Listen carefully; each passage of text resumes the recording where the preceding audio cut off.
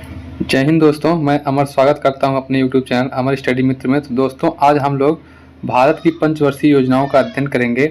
एक छोटे से वीडियो के माध्यम से हम पंचवर्षीय योजनाओं को पढ़ेंगे, क्योंकि विभिन्न परीक्षाओं में पंचवर्षीय योजनाओं से क्वेश्चन बनते हैं।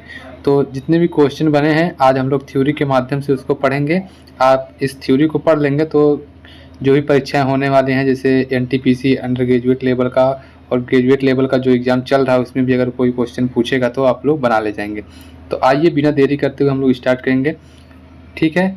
और सबसे पहले हम लोग इसमें जो है यहाँ पंचवर्षीय योजनाओं के परिचय के बारे में पढ़ेंगे, फिर इसके उद्देश्य को पढ़ेंगे और इसी के क्रम में हम लोग 12 पंचवर्षीय योजनाएं जो अब तक हुई थी, 12 पंचवर्षीय योजनाओं उसको पढ़ेंगे। फिर उसके बाद पंचवर्षीय योजना आयोग को ख़त्म करके फिर नीति आयोग बना दिया गया, उसको पढ़ेंगे। इस तरह से हम लोग एक ही वीडियो के माध्यम से इसको पढ़ेंगे, ठीक है। तो सबसे पहले परिचय को देखते हैं। तो परिचय में है कि पंचवर्षीय योजना भारत सरकार की दीर्घकालिक आर्थिक योजना थी, जिसकी शुरुआत 1951 में हुई थी। इसकी शुरुआत कब हुई थी? तो 1951 में हुई थी। और क्वेश्चन बनता है कि योजना आयोग की गठन कब हुआ था? योजना आयोग का गठन कब हुआ था? तो योजना आयोग का गठन जो था ये 15 मार्च 1950 को हुआ था। कब? 15 मार्च 1950 को योजना आयोग का गठन हुआ था, ठीक है। और भारत के प्रधानमंत्री ही इसके अध्यक्ष हुआ करते थे योजना आयोग के। और अगर क्वेश्चन पूछा जाए कि पहले योजना आयोग के प्रथम अध्यक्ष कौन थे, तो प्रथम अध्यक्ष कौन होंगे? 1950 में जो प्रधानमंत्री रहे होंगे, यानी कि पंडित जवाहरलाल नेहरू जी इसके प्रथम अध्यक्ष थे। और क्वेश्चन बन सकता है कि प्रथम उपाध्यक्ष कौन थे, तो इसको मैं बता देता हूँ कि प्रथम उपाध्यक्ष जो थे ये गुलजारी लाल नंदा जी थे। कौन थे? गुलजारी लाल नंदा जी ये प्रथम उपाध्यक्ष थे, ठीक है। इस तरह से हम लोग परिचय को देखें। अब बात करते हैं इसका उद्देश्य। योजना आयोग का उद्देश्य, आखिरकार योजना आयोग बनाया क्यों गया, क्यों पंचवर्षीय योजनाओं को क्यों लाया गया, ठीक है। उद्देश्य क्या था, क्या कारण था इसको लाने का? तो इसका कारण था कि जो संसाधनों का उचित उपयोग हो, जो भी संसाधन है उनका उचित उपयोग हो, गरीबी को हटाया जाए। क्योंकि उस समय भारत देश आज़ाद हुआ था, बहुत सी मतलब देश में गरीबी छा गई थी।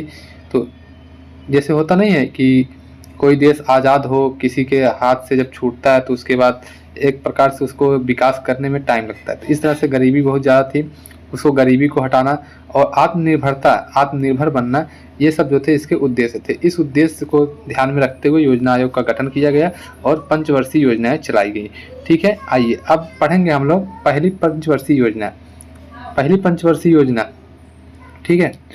ये आया था 1951 और 1956 तक चला था। पंचवर्षीय योजना 5 वर्ष का होता था। 5 वर्ष का एक योजना होती थी, जिसके अंतर्गत 5 वर्ष में देश का विकास किया गया था, ठीक है। अब पहली पंचवर्षीय योजना का मुख्य उद्देश्य था कृषि व सिंचाई विकास। क्या था? कृषि व सिंचाई विकास या कृषि का विकास। इसका प्रमुख उद्देश्य कृषि का विकास था। फोकस क्या हुआ इसमें प्रमुख कार्य जो हुए थे, ये सिंचाई परियोजनाएं शुरू की गई। इसमें भाखड़ा नांगल डैम जो था इसको बनाया गया।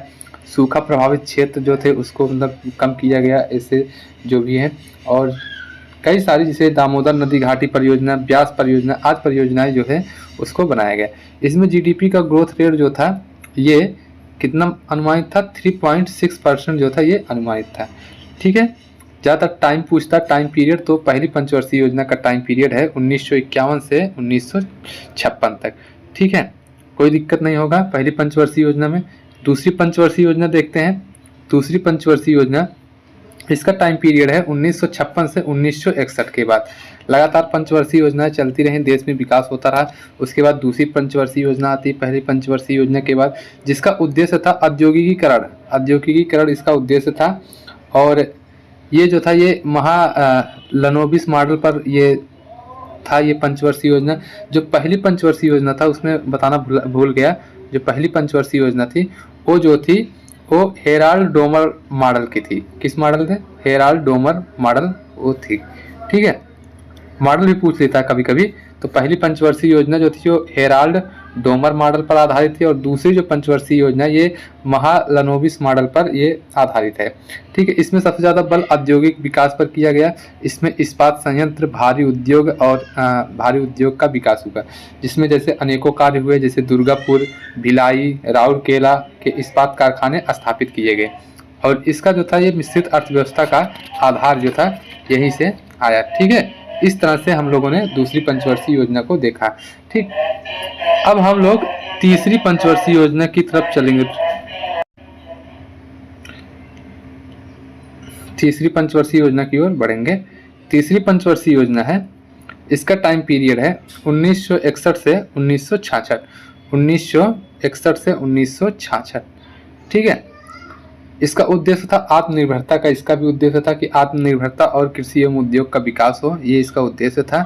और इसमें जो था ये थोड़ा सा असफल साबित हो गया था, क्योंकि इसमें 1962 और 1965 में युद्ध हो गए थे और अकाल भी पड़ गया था इसमें, जिस कारण से ये जो था ये असफल योजना हो गई थी। क्या हो गया था, इसको असफल माना जाता है।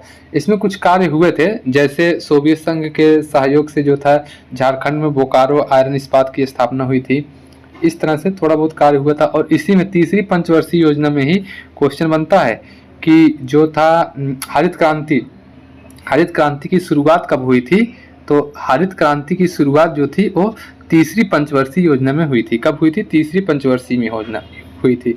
इसमें 1962 में भारत चीन युद्ध हुआ था, 1965 में भारत पाक युद्ध हुआ था, 1966 में सूखा पड़ गया था। इस तरह से ये जो तीसरी पंचवर्षीय योजना थी ये असफल साबित हो गई थी। ठीक है, इसके बाद फिर जब ये असफल साबित हो गया तो इसके बाद योजना अवकाश कर दिए गए, यानी योजना अंतराल जिसको कहते हैं। ये 1966 से 1969 तक 3 साल का योजना अवकाश हो गया, जिसमें कोई पंचवर्षीय योजनाएं नहीं चालू हुई। इसमें वार्षिक योजना मतलब 1 साल की योजनाएं बनाई गई और उसको चलाई गई। क्यों, कारण यही था कि जो युद्ध हुआ था, आर्थिक अस्थिरता हो गई थी, जिससे जो थी तीसरी पंचवर्षीय योजना तो असफल हो ही गई थी। तो इसलिए अब 1-1 साल का योजना बनाया गया और 1-1 साल के योजना के द्वारा देश का विकास किया गया। ठीक है, अब फिर बात करते हैं हम लोग अगली जो है, अगला पंचवर्षीय योजना है चौथी पंचवर्षीय योजना। ये योजना अवकाश के बाद स्टार्ट होता है, 1969 से 1974 तक ये चलता है। इसमें जो था चौथी पंचवर्षीय योजना में इसका उद्देश्य था स्थिरता के साथ आत्मनिर्भरता, कृषि तथा सिंचाई पर महत्व। इसमें गरीबी हटाओ का नारा दिया गया था। ठीक है, गरीबी हटाओ का नारा इसमें दिया गया था। और हरित क्रांति ये यहाँ आ गया है, ये तीसरी पंचवर्षीय योजना में था और मूल स्थिरता पर जोर दिया गया। ठीक है, इस तरह से चौथी पंचवर्षीय योजना थी। इसमें 2 कार्य हुए थे। इसमें जो था 14 बैंकों का राष्ट्रीयकरण हुआ था। कितने बैंकों का, 14 बैंकों का राष्ट्रीयकरण हुआ था। कब हुआ था, 1969 में 14 बैंकों का राष्ट्रीयकरण हुआ था। ठीक, इसरो की स्थापना इसी पंचवर्षीय योजना में हुई थी।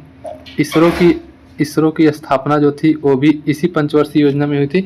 ये चौथी पंचवर्षीय योजना के अंतर्गत जो थे कुछ कार्य थे वो ये निम्नलिखित हैं। ठीक है, आगे पढ़ेंगे। आगे जो है पांचवी पंचवर्षीय योजना।